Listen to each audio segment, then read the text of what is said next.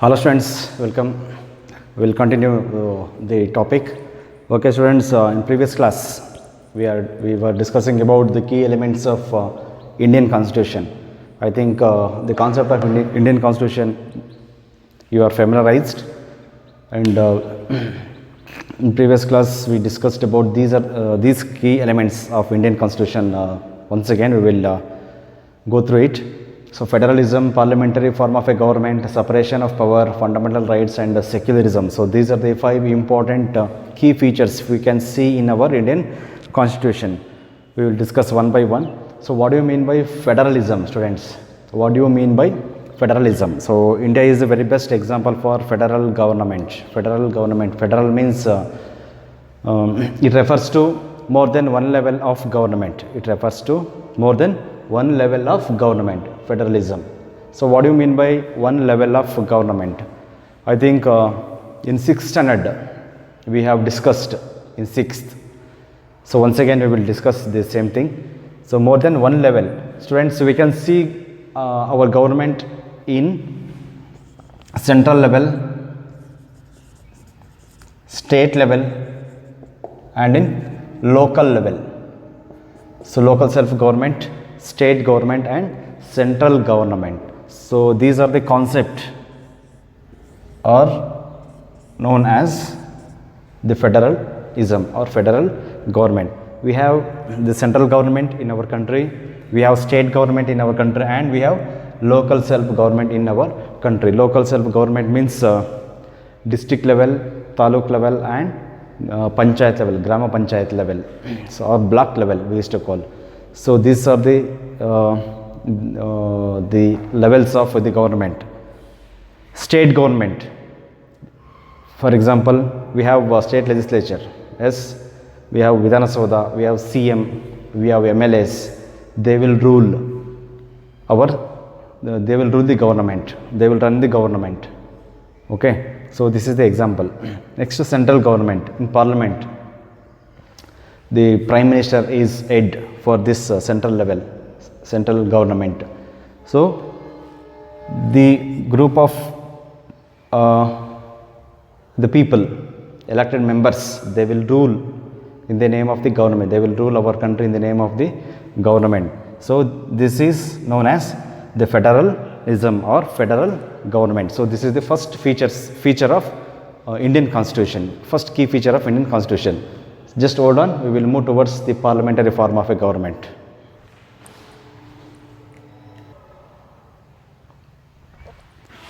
Next key feature is parliamentary form of a government. Students, parliamentary form of a government. You know the concept of parliament. So where is parliament in our country? So it is in New Delhi. Okay, what is there in parliament? So in parliament we have we can see a two-tier system. Means we have two houses. So one is Lok Sabha, one of the important political organization, and Rajya Sabha. Lok Sabha and the Rajya Sabha. So this is the parliamentary form of a government of Indian Constitution. So who is responsible for Lok Sabha and who is responsible for the Rajya Sabha? So we will discuss now. So Lok Sabha is known as lower house. Rajya Sabha is known as the upper house. We have two houses in parliament. One is lower house and one is upper house. So lower house is one of the important political organizations elected by the people. Lok Sabha members are elected by the people. So member of parliament, we used to call member of parliament, MP. MP means member of parliament. These Lok Sabha members, member of parliament, are elected by the people. In Indian citizens, those who are 18 and above, they will choose their members from their respective constituencies. By election they will choose, and there will be no elections for Rajya Sabha. So there will be election, but in democratic system the people are not going to choose the Rajya Sabha members. The people are eligible to choose only the Lok Sabha members. Okay, and Rajya Sabha members. So Rajya Sabha members is a permanent house. Rajya Sabha member is a permanent house. And Lok Sabha member is not a permanent house. In case if they failed to rule the government, each and every member they should resign and they should step down. But here they don't have any power to rule the government, so they have some certain responsibilities. So they will be in Lok Sabha, they will be in parliament in upper house for 6 years. The term of the Rajya Sabha is 6 years. The term of Lok Sabha is only for 5 years.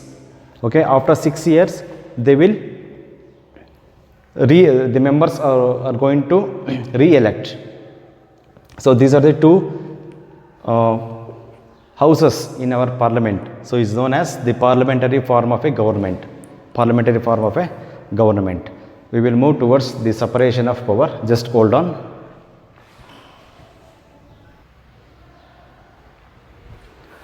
Students, in separation of power, this is also one of the important key features of Indian constitution. In separation of power, we have the power is distributed to 3 wings. Power is distributed to 3 wings. So one is executive wing, legislature wing, and judiciary. So judiciary is one of the important in our Indian constitution, and executive and legislature.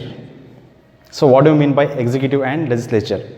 So legislature means, once again, the political organizations which is elected by the people through vote by election. The people are going to choose their leaders from their respective constituencies. The people, the citizens of India 18 years and above 18 years, they are going to choose their leaders and they will be responsible for legislature. And executive, what do you mean by executive?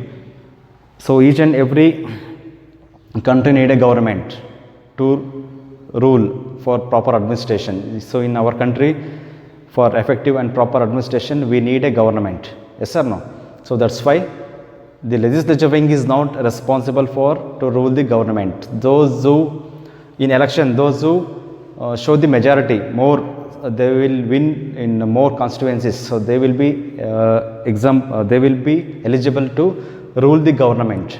They will be eligible to rule the government. So those are responsible for executive wing. Executive wing. For example, at present in India, so BJP, Bharatiya Janata Party, is ruling the government. So they are responsible for executive wing. They are responsible for the executive wing. So Prime Minister Narendra Modi is the leader of executive wing at present. Because why BJP? Because in previous election, the BJP own more constituencies in our country. They own more seats in elections. So that's why they will be the responsible to rule the government. So legislature. So other members from political parties, those who own in their constituencies, they will also part of the parliament. So they will be responsible only in legislature, not for the executive. They will be responsible only in legislature wing, not in executive wing. And to control executive and legislature, we have judicial system, the concept of court. In case if they misuse any power and if they done any mistakes, the judicial system in our constitution, they will control the executive and judicial system. So these are the separation of power. These are the important key features in our Indian constitution. So next we will move towards the fundamental rights.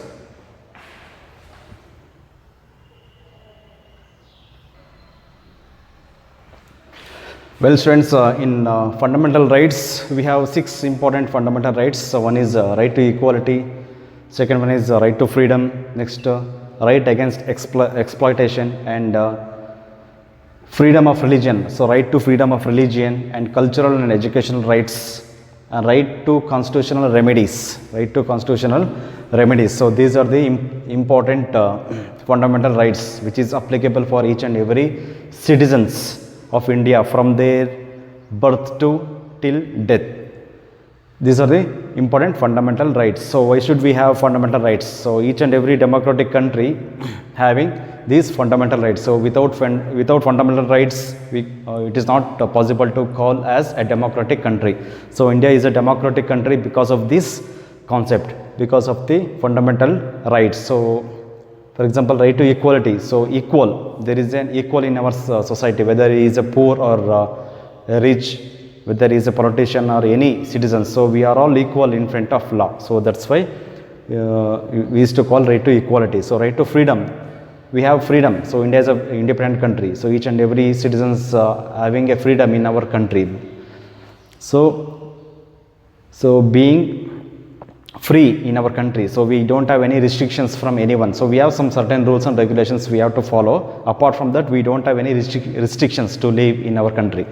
And exploitation, right against exploitation. So means in case if we facing any problems from the government or public or anyone, so we can raise our voice against exploitation. For example, at present the farmers are doing strike, so it is an example for exploitation. And freedom of religion. So India is a secular country.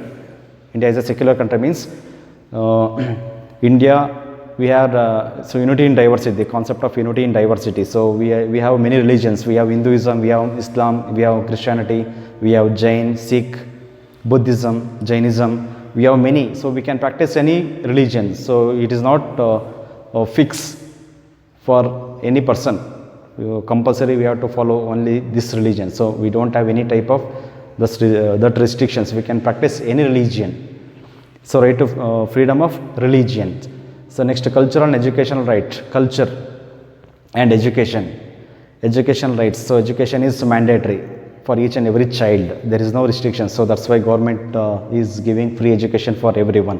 So right to constitutional remedies. So we have some rules and regulations in our constitution. We have to follow, we have to accept.